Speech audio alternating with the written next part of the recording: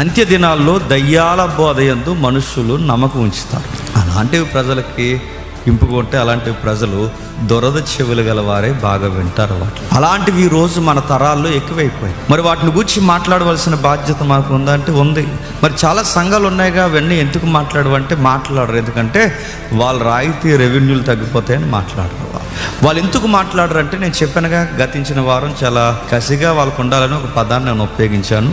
దెలీలా తోడ మీద సంసోను జోగినట్టుగా ఈరోజు చాలా సంఘాలు నిద్రలో జోగుతూ వాళ్ళు పట్టించుకోరు. వాళ్ళు వస్తారు సంఘానికి, 4 పాటలు పాడుకుంటారు, అది వర్షిప్ అంటారు. వర్షిప్ చేయొద్దని అంటలేదు, వర్షిప్ అంటారు. 4 మాటలు వింటారు, చేయాల్సిన ప్రార్థనలు ఏమనంటే చేయించుకుని ఇంటికి వెళ్ళిపోతారు, అక్కడితో వదిలేస్తారు.